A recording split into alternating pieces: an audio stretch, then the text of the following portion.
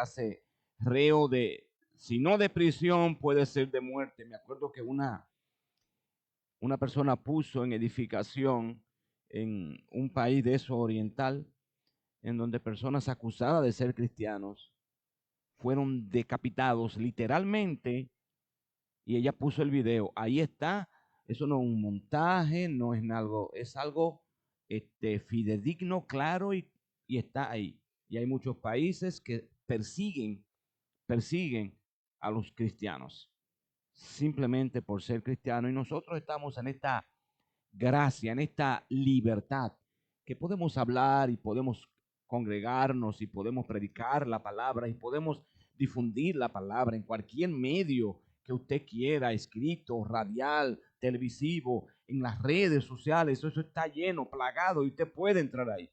Y esos países censuran todo. Tú no puedes postear nada que tenga que ver con el cristianismo, que no sea la idea musulmana o qué sé yo, islámica o cualquier tipo de religión. Entonces vamos a darle gracias al Señor por la gran oportunidad que nos da. Vamos a ponernos de pie, hermanos amados, por favor. Y es la única vez que le voy a pedir que se ponga de pie. Vamos al libro a los Efesios.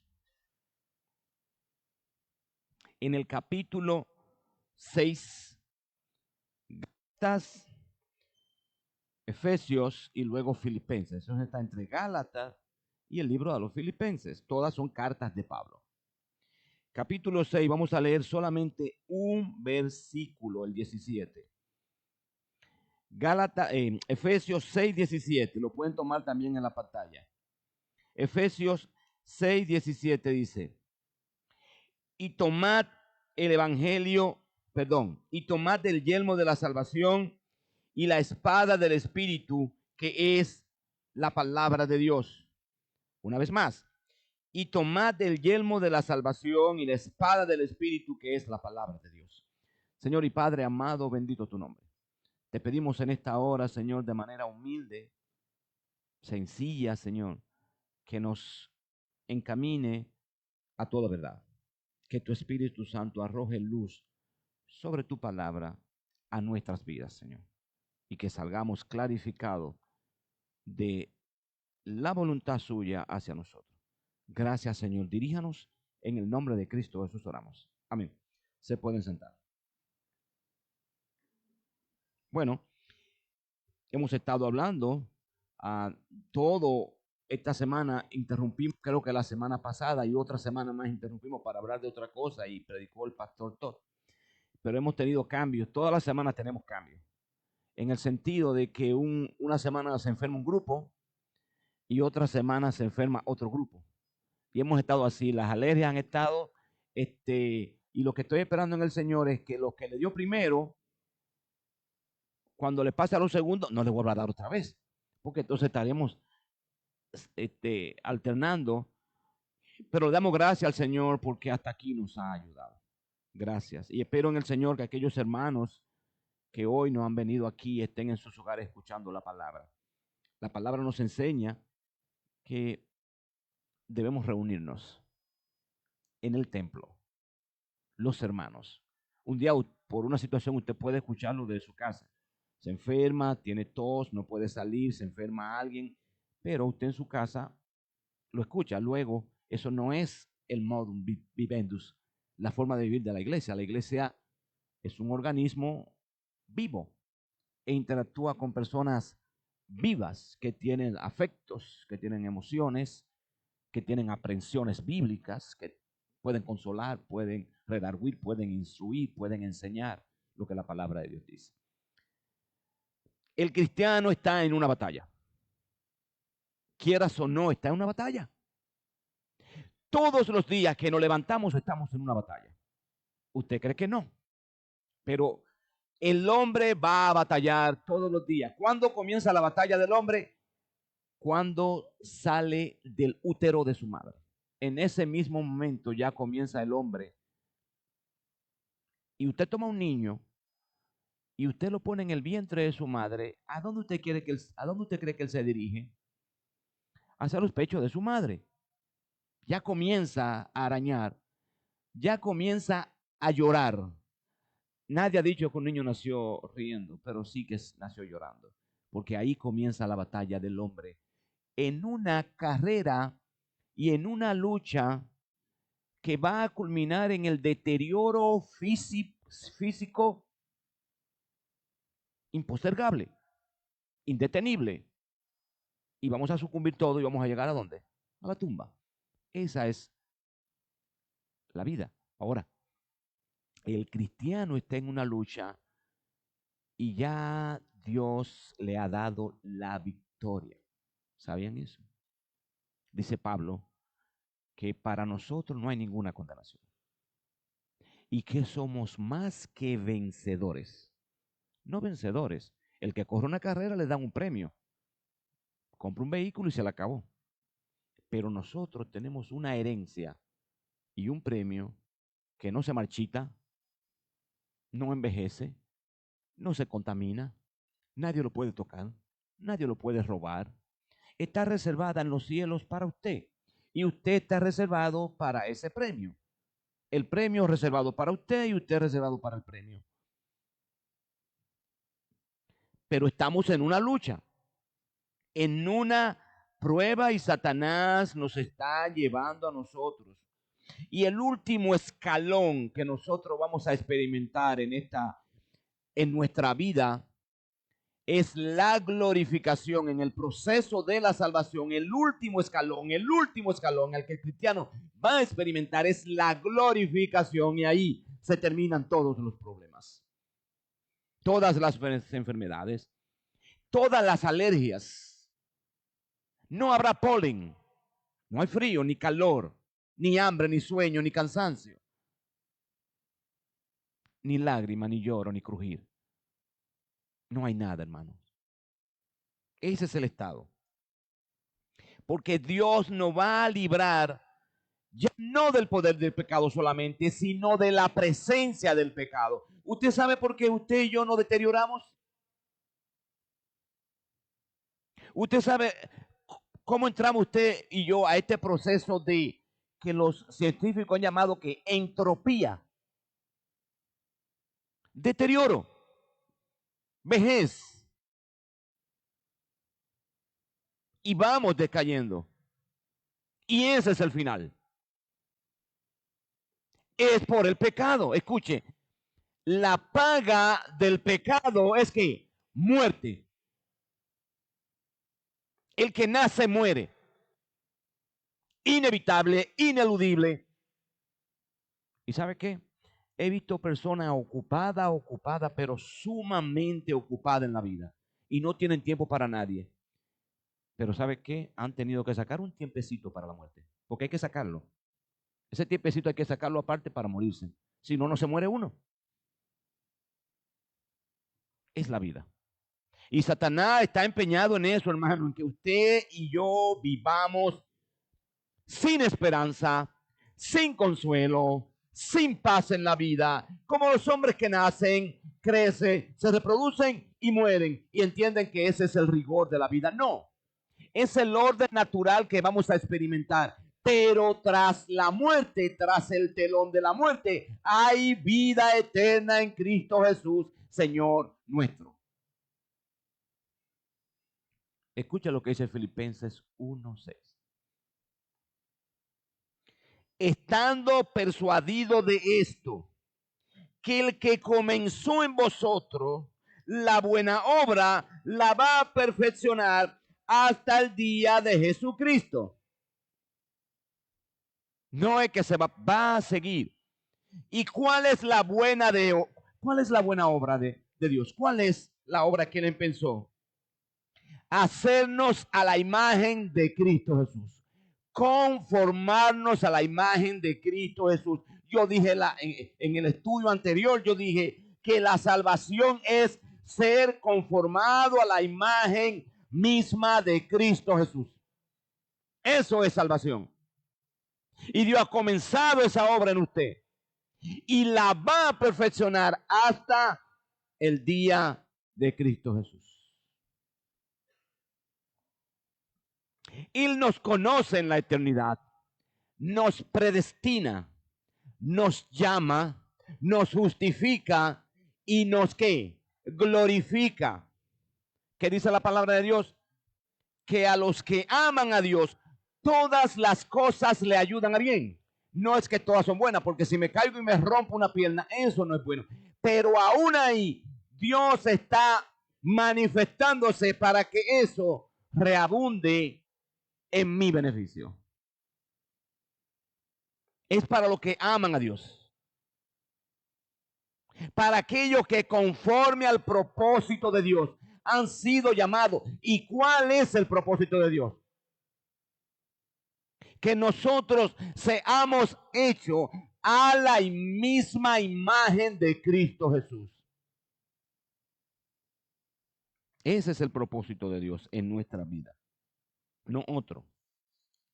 Tenemos una lucha, hay una lucha. Estamos luchando contra enemigos poderosos, muy sabios, y van a utilizar todos sus recursos y acechanza y habilidad contra el creyente. Pablo dice que esa lucha que libramos no es contra sangre y carne, ni carne, sino contra demonios al servicio de Satanás. Y hasta ahora todas las piezas que nosotros, por favor, póngame la pieza, la armadura ahí. Todas las piezas que nosotros hemos hablado de la armadura un poquito más grande, por favor. Un poquito más pequeño, por favor. Ahí está bien, ahí está bien. Todo lo que hemos hablado, desde el cinto que representa una mente dispuesta, preparado, pero una mente clara y concisa de la batalla. No hay en la mente hilos sueltos. No hay ideas erróneas en cuanto a Dios, en cuanto al Espíritu Santo, en cuanto a la Biblia, en cuanto al Padre, en cuanto al Hijo. No hay ideas sueltas. Luego dice que hemos tomado la coraza de justicia y tenemos puesta la coraza de justicia. De la justicia de una vida en santidad y en santificación, la cual Satanás no puede mellar, porque es mi relación con Dios. Y eso me da estabilidad, me da seguridad, me da firmeza. Luego tengo puesto los zapatos, el calzado, que es el apresto del evangelio de ¿qué? De la paz. Paz que tengo con Dios. Satanás me va a decir, tú no eres perdonado, Dios te va a castigar, pero Cristo me dice que justificado por la fe, tengo paz para con Dios por medio de Jesucristo. Nadie puede acusarme. Y luego tomo yo el escudo de la fe. ¿Sabe qué es la fe, el escudo de la fe? La fe es la confianza total en lo que Dios ha hecho, en lo que ha prometido y en lo que hará. Es mi fe, mi convicción en Él. Y es como un escudo que Satanás no puede. Y si Satanás tira algo, nada puede llegar porque mi fe está en Dios. Luego tenemos el casco, que es el yelmo de la salvación. Es un casco. Usted no se pone un casco, pero la idea que trae Pablo es que es como un casco. La salvación es como ese casco que protege esa parte tan importante de la cabeza y todo eso. Es mi esperanza de salvación. Yo entro a la lucha con mi esperanza de salvación. Yo entro a la lucha con una fe sin igual en mi Dios.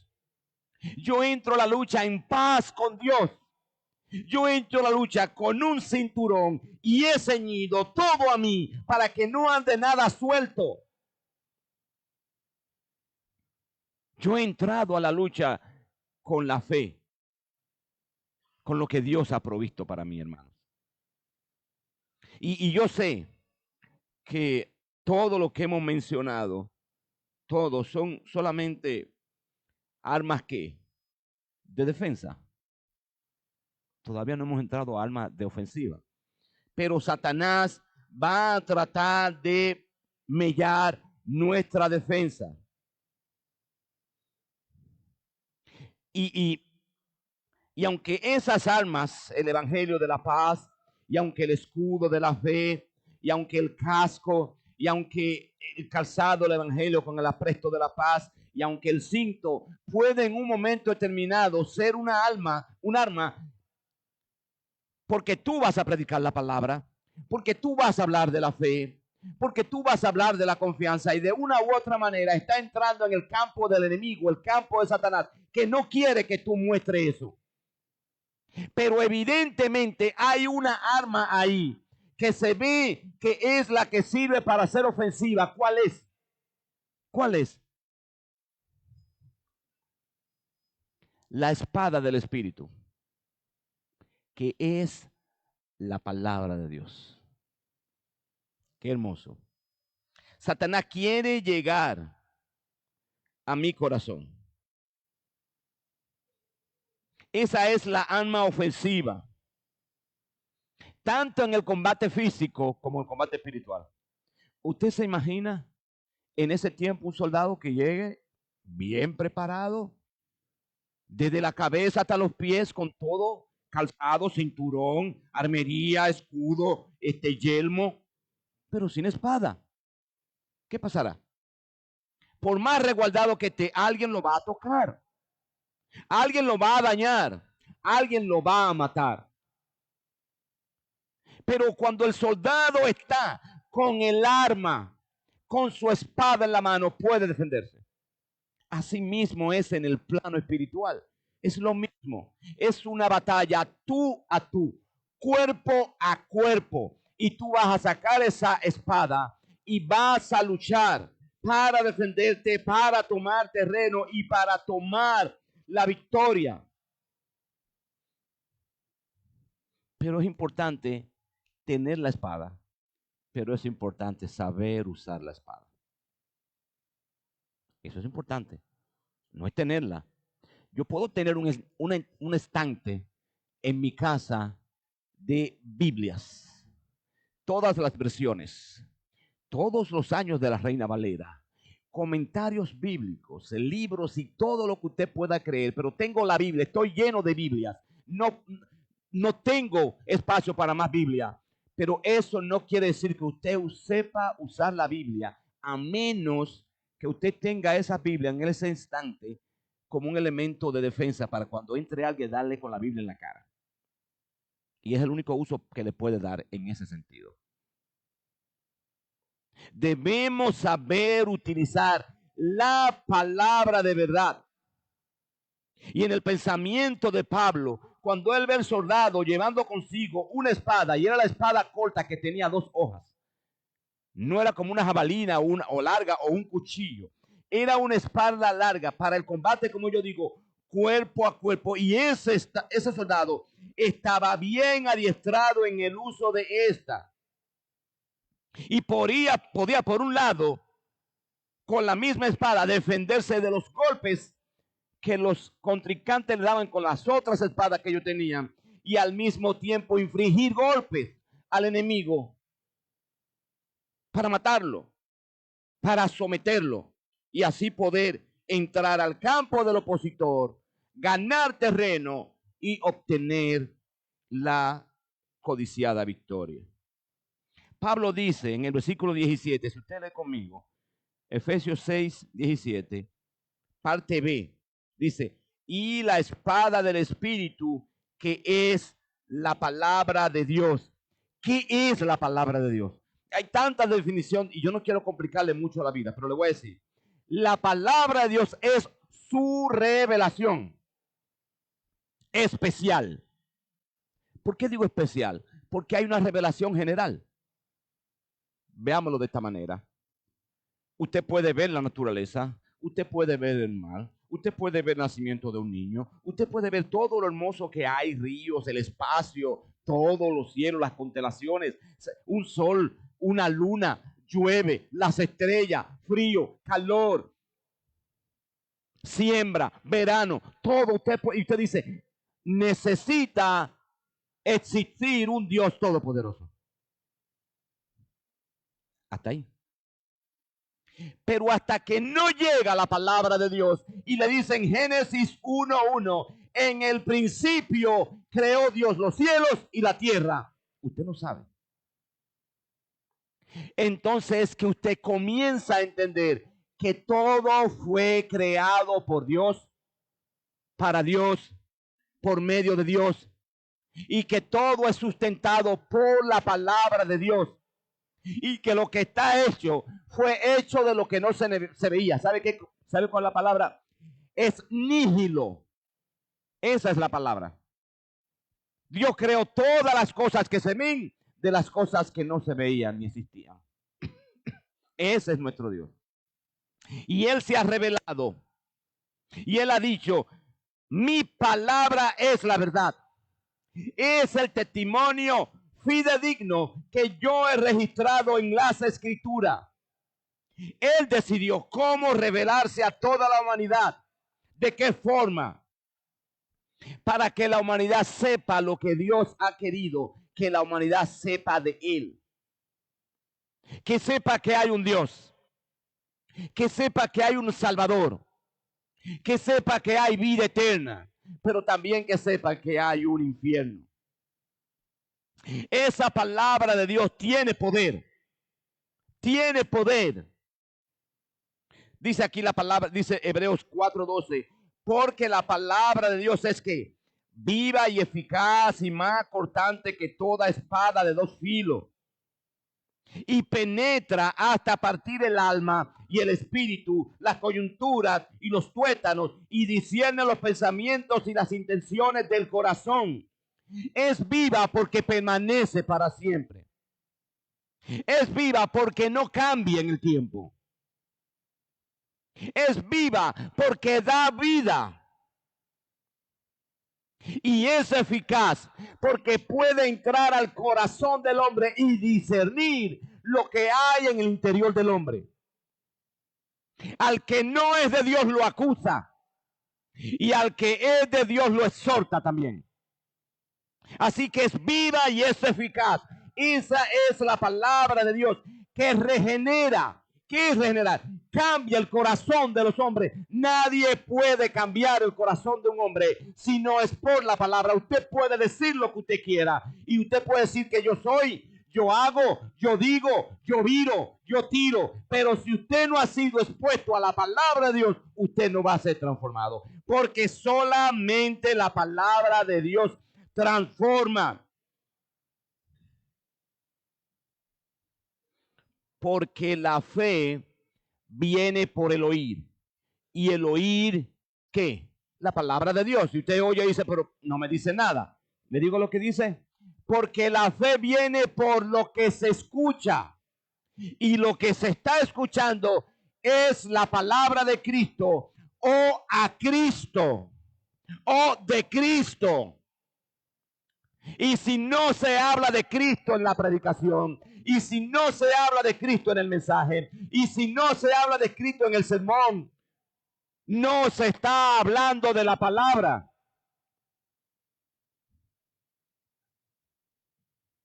Ese es el mensaje que transforma. Dice Pedro, habiendo sido regenerados, no de simiente corruptible, sino de incorruptible, por la palabra de Dios, la cual vive y permanece para siempre. Y en el capítulo 3 de Juan, Jesús le dice a Timoteo, ese gran líder judío de la sinagoga, un líder prominente del Sanedrín, y le dice, mira, si no naces de nuevo, si no naces por la palabra y por el Espíritu, no puede ver el reino de Dios. Otra vez, Nicodemo, si no naces de nuevo, no puedes entrar al reino de los cielos. ¿Cómo? Por la palabra. ¿Cómo? Por el Espíritu. Solamente la palabra. Y la palabra ha desaparecido de los púlpitos, hermanos queridos. Estamos muy ensimismados en nosotros mismos. Y se están haciendo muchas proyecciones y muchas estadísticas. Y le llevan estadísticas ahora de cuántos hermanos van al culto. cómo van al culto. Y hay una persona que lleva estadística de todo ahora, porque ahora somos números. Números. La iglesia no son números. La iglesia es una sola cosa, es un cuerpo. Cristo es la cabeza y la iglesia es su cuerpo. Y Él la dirige, le da vida, la alimenta. Es como cuando Él dice, vosotros, yo soy la vid, vosotros sois ¿qué? Los pámpanos. Y separado de mí nada podéis hacer. La palabra de Dios, ¿qué es? Perfecta. Perfecta, hermano. ¿Qué hace la palabra? Convierte el alma. Transforma el hombre. Mira, yo estaba con un pastor teniendo una reunión en esta semana, el jueves, y había un joven que estaba escuchando y cada vez que hablábamos de la palabra, él escuchaba y miraba y miraba. Pues cuando fuimos a tomar un cafecito, él fue con nosotros y le pregunté, ¿usted es cristiano? Y me dijo, sí. ¿Cómo se dio cuenta? Digo, es que usted estaba atento a nuestra conversación cada vez que hablábamos de Dios. Porque eso es lo que la palabra hace. Convierte al individuo en amor a Dios, en amor a su palabra, en atención a su palabra. Y le da comezón por escuchar su palabra, le da comezón por oír su palabra, le da comezón por atender su palabra, le da ese amor por escudriñar la palabra de Dios. Y es suficiente. Créame, la palabra de Dios es suficiente. Segunda de Timoteo 3:16. Toda la escritura es inspirada por Dios. Toda la Biblia es inspirada por Dios. Y tiene la utilidad. Útil para enseñar, para redarguir, para instruir, para corregir en justicia, a fin de que el hombre de Dios sea enteramente preparado para toda buena obra. Eso es la palabra de Dios. Hermanos amados, la palabra de Dios es como una espada. Eso es lo que Pablo está diciendo. La palabra de Dios es como una espada, cuya utilidad no está en tenerla. La utilidad de la espada es saberla usar, usarla y saberla usar. Es la utilidad. Usted puede estar con el mejor armamento y usted puede estar dentro de un cañón y no hay quien entre dentro de ese cañón. Pero si usted no sabe lanzar los misiles, los proyectiles, la bomba, los cohetes y yo no sé qué, las balas, de nada le sirve porque lo van a rodear y van a esperar que salga a beber agua o a comer o a hacer cualquier otra cosa y lo van a matar. O van a buscar un armamento más pesado y se lo van a robar. Así que la utilidad no está en tener solamente y decir, aquí está la Biblia, toda la Biblia, aquí está. ¡Bum! No, es usar la palabra con destreza. Y entonces tendrá utilidad. Y entonces será eficaz. Y entonces será útil para nosotros, hermano. La palabra de Dios es la única, es el poder. Yo ando con la palabra de Dios porque ella tiene poder. Ando con ella porque ella tiene poder, no yo. Hablo de ella porque ella tiene el poder y no yo. La menciono, la aplico y trato de vivirla y aplicarla a mi vida. Cuando utilicemos apropiadamente, de manera específica, la palabra de Dios para situaciones específicas. Escuche bien. Estar adiestrado en la palabra de Dios. Cuando digo adiestrado, hermanos, no es que yo sea el que más conozca de la palabra de Dios, pero la he atesorado en mi corazón, que hay partes de ella que puedo memorizarla, que puedo recordarlas, que puedo utilizarla. Usted no trata de memorizar la palabra de Dios. Yo la he memorizado. Le soy sincero, hay la mayoría de versos que yo he aprendido y porciones específicas de la palabra, no la he aprendido porque la he memorizado, sino que el constante repetición se ha quedado en mi corazón. Hay porciones que yo sí me he puesto a memorizarla porque la he visto que son tan eficaz para mi vida y me han dado tanto a mi vida que la he memorizado y la sé y la puedo citar en un momento de necesidad. Utilizamos la palabra apropiadamente cuando la utilizamos de manera específica para situaciones específicas en donde Satanás nos tienta. No es tirar y decirle, ahí está Satanás. ¡Hey, Satanás! Ahí te va la Biblia. Toda la Biblia, Satanás. Antiguo y Nuevo Testamento. O abrirla en el Salmo 23. ¿Usted ha ido a casa donde está el Salmo 23? La abren en el Salmo 23 como si ella fuera un crucifijo. ¿Han visto películas?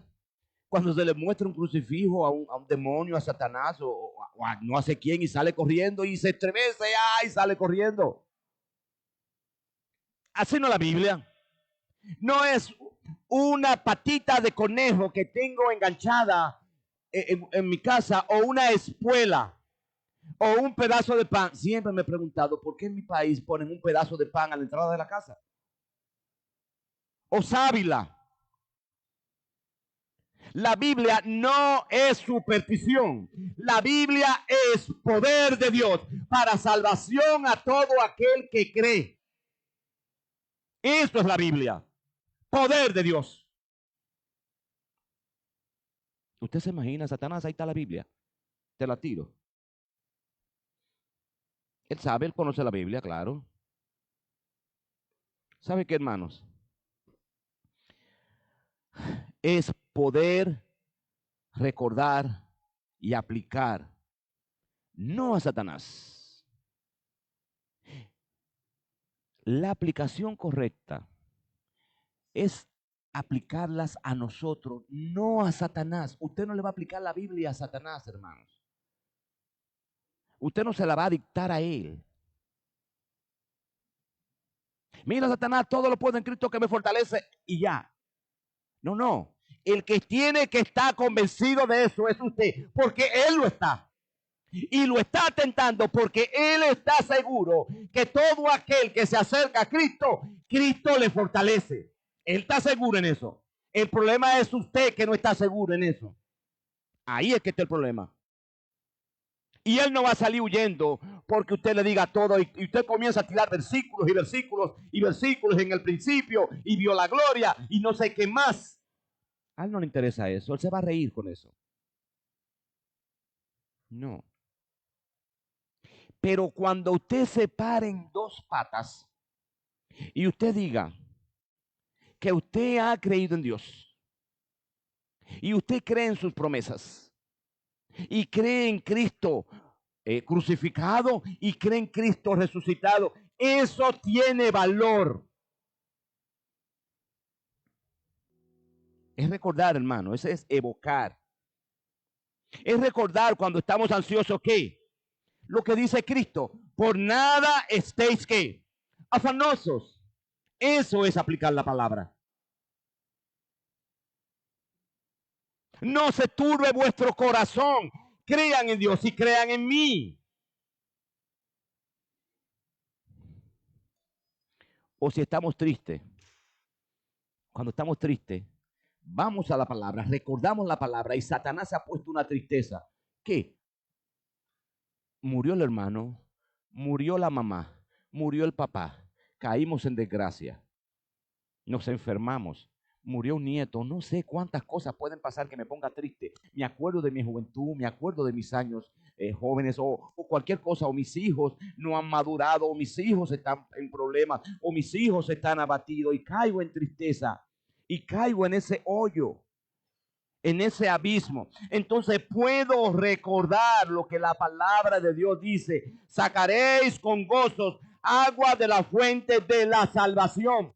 Llega la salvación, la idea de salvación a mi vida y digo, nada se compara con esta salvación tan grande que Dios va a manifestar en mi vida. O cuando estamos atribulados, viene a nuestra mente esto: vuestra vida está escondida con Cristo en Dios. Como dice la canción, y el diablo no la puede tocar. Y el diablo no la puede encontrar. Porque mi vida está escondida en Dios. Eso es recordar, hermano. Recordar. Recordar que Jehová es mi luz y mi salvación. ¿De quién temeré? Jehová es la fortaleza de mi vida. ¿De quién he de atemorizarme? Si estoy desanimado, clamo como justo. Y Jehová oye y nos libra de todas las angustias. Cercano está Jehová a los quebrantados de corazón y salva a los contritos de espíritu. Muchas son las aflicciones del cristiano, del creyente, del justo, pero de todas ellas le librará Jehová. Es eso lo que Satanás teme, hermano. Que usted crea eso. Y esa es la espada que usted va a sacar. No tirarle la Biblia. Es decirle a Satanás, sé en quién he creído. Sé en quién he creído. Vamos a ver la tentación del Señor rápidamente. No tenemos tanto. La tentación del Señor Jesús. Él es llevado por el Espíritu Santo al desierto para ser tentado. Si él fue tentado o no fue tentado, eso es asunto harina de otro costal y lo podemos discutir en otro tiempo, ¿verdad? Pero él llevado por el desierto, y dice la palabra de Dios que después de haber ayunado 40 días y 40 noches tuvo hambre. Y entonces vino el tentador. No vino cuando él estaba fuerte. No vino cuando estaba todavía en los primeros días. Vino cuando tuvo que hambre. Él llegará a su vida. Él llegará a mi vida en el peor momento que usted se imagina. Y no necesita un gran hueco, necesita una pequeña apertura para entrar, para sembrar duda, para sembrar desolación, para sembrar inquietud. Él entra solapada, sigilosa, pero eficazmente a nuestras vidas, hermanos, y crea grandes escollos en ellas. Es Satanás. Él es. Y él sabe lo que él está haciendo. Y cuando el Señor tuvo hambre, él se apareció después de esos 40 días. Y dice que vino el tentador. Y le dijo, ¿eres hijo de Dios? No está en pregunta, pero es más o menos lo que quiere decir. Yo sé que tú eres hijo de Dios, porque yo escuché la voz que dijo, tú eres mi hijo amado, en ti tengo complacencia. Y Satanás estaba ahí. Y sabe que era hijo de Dios. Y si eres hijo de Dios, di que estas piedras se conviertan en ¿qué? En pan. Claro. Jesús le dicen a él, le responde, escrito está, no solo de pan vivirá el hombre, sino de toda palabra que sale de la boca de Dios. Estaba citando el libro de Deuteronomio. Luego vuelve Satanás y lo lleva a Jerusalén, la santa ciudad, y lo pone en el pináculo, en lo más alto del templo, la torre de allá. Y le dice, si eres hijo de Dios, échate abajo, porque Cristo está. Ahí está. Él citó la palabra de Satanás. Y dijo, escrito está, a sus ángeles mandará cerca de ti, y en tus manos te sostendrá para que no tropiece con tu pieza en piedra. Él lo tomó el Salmo 91, versículo 11-12. No lo vamos a buscar, pero él tomó eso. Así lo dice. Pero está fuera de contexto, porque ahí habla de que Dios cuidará de su hijo.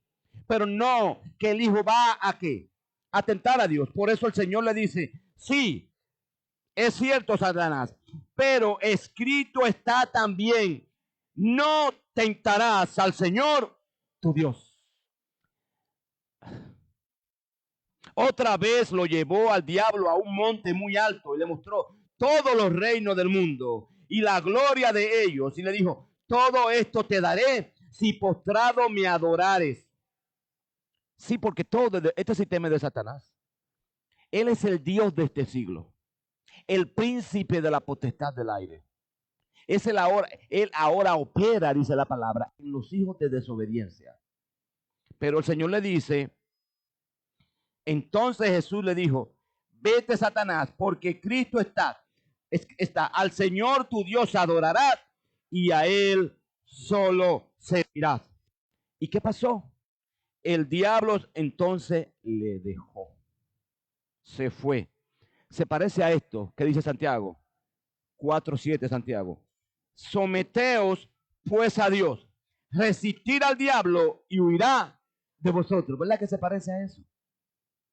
Samuel Pérez Millo, y ya estamos terminando. Samuel Pérez Millo es un teólogo español muy querido, muy conocido y un hombre de Dios. Amo ese hombre de Dios y lo amo más porque habla en español. No son traducciones del inglés al español, que se pierde mucho, sino que habla de la Biblia en español. No tengo que traducir ni nada por el estilo, ni nadie traduce. Y él dice lo siguiente: muchas veces el creyente cae bajo la artimaña de Satanás porque desconoce lo que la Biblia enseña sobre el particular. Y eso es un desafío importante, dice él. El creyente tiene que dar tiempo a la Biblia si quiere ser un cristiano victorioso. ¿Usted estudia la Biblia? ¿Usted profundiza en la Biblia? ¿Usted trata de memorizar esas partes que usted llega y se siente sobrecogido y dice, tengo que aprenderme eso? Tengo que ver que nosotros somos como ovejas de Dios, que nos ha puesto junto a corriente de agua, nos ha dado pasto, que somos árbol plantado a esa corriente de agua, que da su fruto en su tiempo, su hoja no cae y todo lo que hace prosperará. No ha memorizado y usted se ha sobrecogido con eso.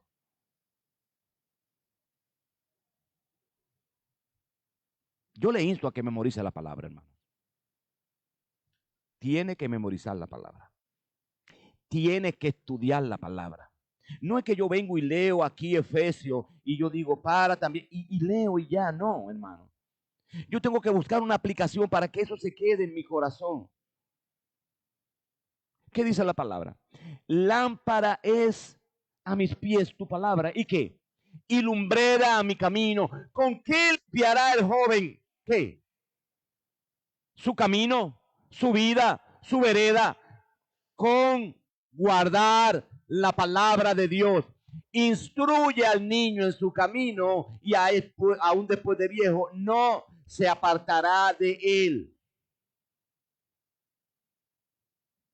Él ha puesto sus ojos en usted. Él ha puesto su mirada en usted. Y él le dice, mira los lirios del campo, mira las aves del cielo. Las aves del cielo no aran, ni siembran, ni cosechan. Los lirios del campo no tejen, pero las aves del cielo siempre tienen alimento, siempre tienen hogar. Los lirios del campo, ni Salomón con todo su esplendor, por más que quiso, pudo vestirse como un lirio del campo. ¿Y sabe qué, hermano? La idea es un lirio que se da al azar, que nadie está regando, que nadie está protegiendo, que nadie está alimentando. Simplemente se da. Y si Dios hace eso con los lirios del campo, y si Dios hace eso con las aves del cielo, ¿qué o no hará con vosotros, hermanos? Y luego dice, hombres de poca fe. Es creer a la palabra de Dios. Es creer a lo que Él ha dicho. Es creer a su mensaje y tomarlo y decirle, como dijo Job, cuando Satanás lo tentó. Mire, hermano, Dios dice a Satanás, no ha visto mi siervo Job, que es perfecto, apartado del mal y temeroso de mí. Ese era Job y usted no se acerca a eso. Y si él lleva a Job a esa situación casi de muerte, ¿qué no hará con usted, Satanás? ¿Qué no hará con usted? Y Job dijo, aunque él me matare, en él esperaré. Sé que mi Redentor vivo. Y después de mi muerte, dice él, yo sé que esto mis ojos lo verán. Lo verán. Esperanza. Convicción, hermano. Satanás quiere debilitarnos. Meterse en mi hogar. Meterse. Y mientras menos estudio la palabra, mucho mejor. Mientras menos aplico la Biblia a mi vida, mucho mejor. Y yo leo la Biblia y la Biblia dice que debemos santificarnos.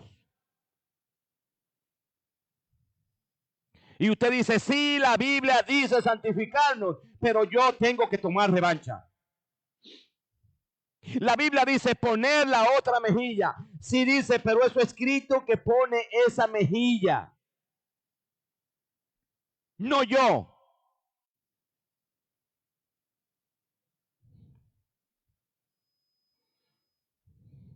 Él citó la palabra, Señor Jesús.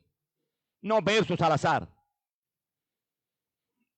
sino porciones y versos apropiados, suministrados por el Espíritu Santo para la situación que él estuvo viviendo en ese momento.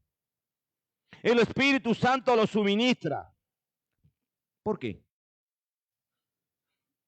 Porque la espada, la palabra de Dios es la espada del Espíritu. Eso es.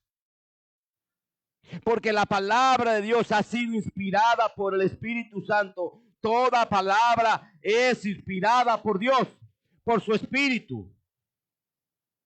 El Espíritu Santo que la aplica en el corazón del no creyente y del cristiano.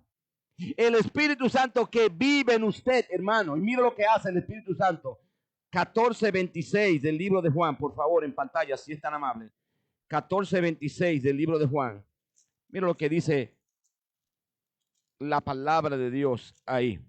Dice, mas el Consolador, el Espíritu Santo, a quien el Padre enviará en mi nombre, Él os enseñará todas las cosas y os recordará todo lo que yo he dicho. Pero va a recordar, el Espíritu Santo no va a coger una palabra que usted nunca ha leído.